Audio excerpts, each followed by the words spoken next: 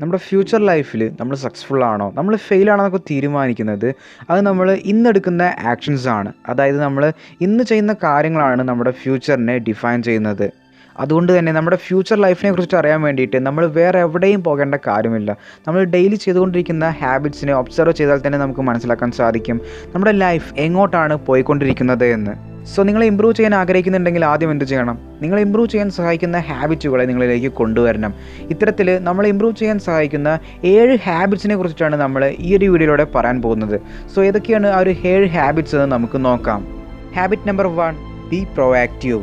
നമ്മുടെ ഈ ഒരു സൊസൈറ്റിയിലുള്ള ആളുകളെ നമുക്ക് 2 ഗ്രൂപ്പുകളാക്കിയിട്ട് തിരിക്കാം. അതിൽ ആദ്യത്തെ ഗ്രൂപ്പിൽ വരുന്ന ആളുകളാണ് റിയാക്റ്റീവ് പീപ്പിൾ.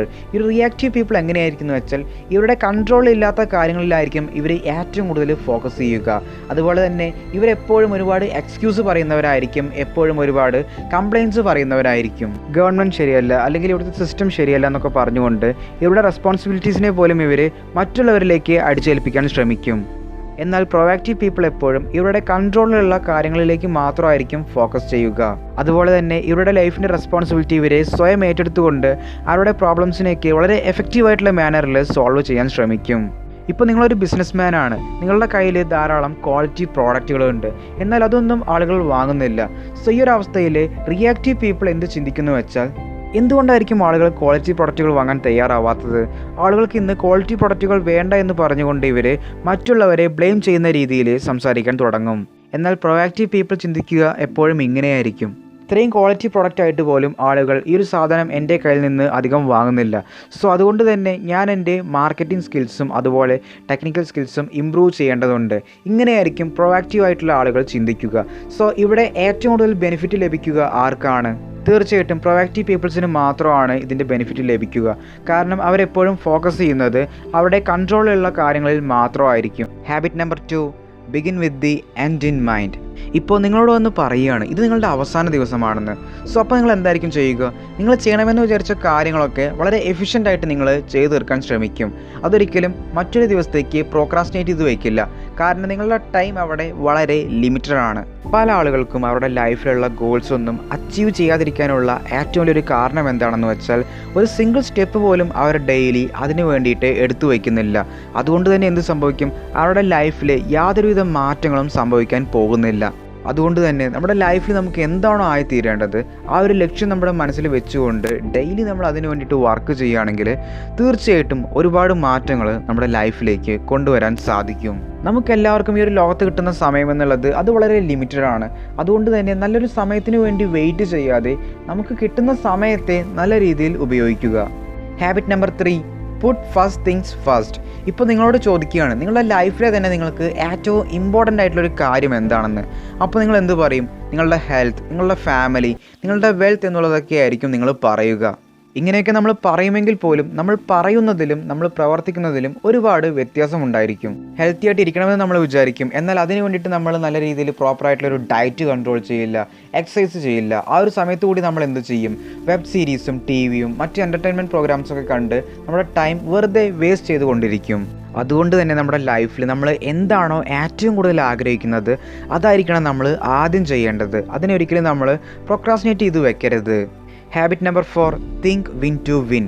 സ്റ്റീവ് ജോബ്സ് എപ്പോഴും വർക്ക് ചെയ്യാൻ ആഗ്രഹിച്ചിരുന്നത് അല്ലെങ്കിൽ അദ്ദേഹത്തിൻ്റെ കമ്പനിയിലേക്ക് അദ്ദേഹം ഹയർ ചെയ്യുക അദ്ദേഹത്തെക്കാളും സ്മാർട്ടായിട്ടും സ്കിൽഡായിട്ടുമുള്ള ആളുകളെ ആയിരിക്കും. കാരണം നമ്മളെക്കാളും സ്മാർട്ടായിട്ടുള്ള ആളുകൾക്കൊപ്പം നമ്മൾ വർക്ക് ചെയ്താലാണ് നമ്മുടെ ഐഡിയാസും നമ്മുടെ സ്കിൽസും നമ്മുടെ ടാലൻറ്റും ഒക്കെ ശരിയായ രീതിയിൽ ഡെവലപ്പ് ചെയ്യാൻ സാധിക്കുക. Habit number 5, seek first to understand then to be understood. നമ്മളോട് ആരെങ്കിലുമൊക്കെ വളരെ സീരിയസ് ആയിട്ട് സംസാരിക്കുകയാണെങ്കിൽ നമ്മൾ ഉടനെ തന്നെ അവർ പറഞ്ഞ കാര്യങ്ങൾക്ക് റിപ്ലൈ കൊടുക്കരുത്. അതിന് പകരം നമ്മൾ അവരെന്തുകൊണ്ട് ആ ഒരു കാര്യം നമ്മളോട് പറഞ്ഞു, ആ ഒരു കാര്യം അവർ പറയുമ്പോൾ അവരുടെ ഇമോഷൻസ് എന്തായിരുന്നു, അവരുടെ ഫീലിങ്സ് എന്തായിരുന്നു, ഇതൊക്കെ കൺസിഡർ ചെയ്തിട്ട് വേണം നമ്മളൊരു റിപ്ലൈ അവർക്ക് നൽകാൻ. നമ്മുടെ കമ്മ്യൂണിക്കേഷൻ സ്കിൽസിൽ തന്നെ നമുക്ക് വേണ്ട ഏറ്റവും നല്ലൊരു ക്വാളിറ്റിയാണ് ഇതെന്നുള്ളത്. നമ്മളെപ്പോഴും അവരുടെ ഇമോഷൻസിനെ മനസ്സിലാക്കിയിട്ട് വേണം അവർക്ക് നല്ലൊരു റിപ്ലൈ നൽകാൻ. ഇതിലൂടെ നമ്മുടെ ക്യാരക്ടർ വളരെ അട്രാക്റ്റീവായിട്ട് മാറുകയും നമ്മുടെ കമ്മ്യൂണിക്കേഷൻ സ്കിൽസും നമ്മുടെ ഒബ്സർവേഷൻ സ്കിൽസും വർദ്ധിപ്പിക്കാനും സാധിക്കും. Habit number 6, synergy. സിനർജി എന്നുള്ളത് കോമ്പിനേഷൻ ഓഫ് 2 തിങ്സ് എന്ന് നമുക്ക് പറയാൻ സാധിക്കും. ഉദാഹരണമായിട്ട് പറയുവാണെങ്കിൽ 1970 ബെർണാഡ് സാഡോ ആദ്യമായിട്ട് ഇന്ന് നാം ഉപയോഗിക്കുന്ന റോളർ ലഗേജുകൾ കണ്ടെത്തുന്നത്. അതിനു മുന്നേ ആളുകൾ ഉപയോഗിച്ചിട്ടുണ്ടായിരുന്നത് സാധാരണ രീതിയിലുള്ള ക്യാരി ബാഗ്സുകളായിരുന്നു. അതിൽ ഒരുപാട് വസ്തുക്കൾ കൊണ്ടുപോകുക എന്നുള്ളത് വളരെ ബുദ്ധിമുട്ട് നിറഞ്ഞൊരു കാര്യമായിരുന്നു. സോ ഈ ഒരു ബുദ്ധിമുട്ടുകൾ മനസ്സിലാക്കി ബെർണാഡ് സാഡോ ഡിസൈൻ ചെയ്തതാണ് ഇന്ന് നാം ഉപയോഗിക്കുന്ന റോളർ ലഗേജുകൾ. ഇതിനായി അദ്ദേഹം 2 ചെറിയ വീലുകൾ ഇത്തരത്തിലുള്ള ബാഗുകളുടെ 2 സൈഡിലുമായിട്ട് ഘടിപ്പിച്ചു. ഇത്തരത്തിലുള്ള ബാഗുകൾ വളരെ ലൈറ്റ് വെയ്റ്റുമായിരുന്നു. സോ ഇതാണ് സിനർജി എന്നുള്ളത്. വ്യത്യസ്തമായിട്ടുള്ള 2 കാര്യങ്ങളെ കൂട്ടിച്ചേർത്തുകൊണ്ട് പുതിയൊരു കാര്യത്തെ സൃഷ്ടിക്കുക. നിങ്ങൾ സ്വന്തമായിട്ടൊരു ബിസിനസ് ചെയ്യാൻ ആഗ്രഹിക്കുന്ന ഒരു വ്യക്തിയാണെങ്കിൽ അവിടെ നിങ്ങൾക്ക് ഐഡിയാസിനേക്കായും ഏറ്റവും കൂടുതൽ വേണ്ടത് ക്രിയേറ്റീവായിട്ടുള്ള ഐഡിയാസാണ്. ഇത്തരത്തിലുള്ള ക്രിയേറ്റീവായിട്ടുള്ള ഐഡിയാസിനെ റിയാലിറ്റിയിലേക്ക് കൊണ്ടുവരണമെങ്കിൽ ഒരുപാട് ആളുകളുടെ അധ്വാനവും അതിൻ്റെ പിറകിൽ വേണ്ടിവരും. സോ സിനർജി എന്നുള്ളത് ഇതിൻ്റെയൊക്കെ ഒരു കോമ്പിനേഷനാണ്. Habit number 7, sharpen the so. ഒരു മരം മുറിക്കാൻ വേണ്ടിയിട്ട് 6 മണിക്കൂറുകളോളം വേണ്ടി വന്നു. എന്തുകൊണ്ടാണെന്ന് വെച്ചാൽ മരം മുറിക്കാൻ ഉപയോഗിക്കുന്ന ആയുധം നല്ല രീതിയിൽ ഷാർപ്പൺ ചെയ്തിട്ടുണ്ടായിരുന്നില്ല. അത് നല്ല രീതിയിൽ ഷാർപ്പൺ ചെയ്തിട്ടാണ് മരം മുറിക്കുന്നതെങ്കിൽ 3 മണിക്കൂർ കൊണ്ട് തന്നെ ആ ഒരു മരം മുറിക്കാൻ സാധിക്കുമായിരുന്നു. അങ്ങനെ അവിടെ 2 മണിക്കൂറുകൾ സേവ് ചെയ്യാൻ സാധിക്കുമായിരുന്നു. ഇതുപോലെ തന്നെയാണ് നമ്മുടെ മൈൻഡും. അതിനെ നമ്മളെപ്പോഴും നല്ല രീതിയിൽ ഷാർപ്പ് ചെയ്തുകൊണ്ടേയിരിക്കണം. ഉദാഹരണമായിട്ട് പറയുവാണെങ്കിൽ നിങ്ങളിപ്പോൾ പുതുതായിട്ടൊരു ബിസിനസ് തുടങ്ങാൻ ആഗ്രഹിക്കുന്ന ഒരു വ്യക്തിയാണെങ്കിൽ നിങ്ങൾ തുടങ്ങാൻ ഉദ്ദേശിക്കുന്ന ബിസിനസ്സിനെ കുറിച്ചിട്ട് നിങ്ങൾക്ക് നല്ല രീതിയിൽ അറിവുണ്ടായിരിക്കണം. അതുമായി ബന്ധപ്പെട്ട് ധാരാളം പുസ്തകങ്ങൾ നിങ്ങൾ വായിച്ചിരിക്കണം. നിങ്ങളുടെ മൈൻഡിൽ അതിനെക്കുറിച്ചിട്ട് ക്ലിയർ ആയിട്ടുള്ളൊരു ഡെഫിനിഷൻ ഉണ്ടെങ്കിൽ മാത്രമാണ് നിങ്ങൾക്കതിൽ സക്സസ്ഫുൾ ആയിട്ട് മാറാൻ സാധിക്കുകയുള്ളൂ. അതുകൊണ്ട് തന്നെ നമ്മുടെ ലൈഫിൽ നമ്മൾ എന്ത് തന്നെ ചെയ്യുകയാണെങ്കിലും അതിനെക്കുറിച്ചിട്ട് നല്ലൊരു ഡെഫിനിഷൻ നമ്മുടെ മനസ്സിൽ നമ്മൾ സെറ്റ് ചെയ്ത് വെച്ചിരിക്കണം. നമ്മുടെ മൈൻഡ് എപ്പോഴും വളരെ ക്ലീൻ ആയിരിക്കണം, വളരെ കാമായിരിക്കണം. എന്നാൽ മാത്രമാണ് നമുക്ക് ആ ഒരു കാര്യം നല്ല രീതിയിൽ ചെയ്തു തീർക്കാൻ സാധിക്കുകയുള്ളൂ. സോ ഇത്രയും കാര്യങ്ങളാണ് നമ്മൾ ഈ ഒരു വീഡിയോയിലൂടെ പറഞ്ഞത്. Anyway thank you so much for watching this video. It's me Sreehari signing off. Goodbye.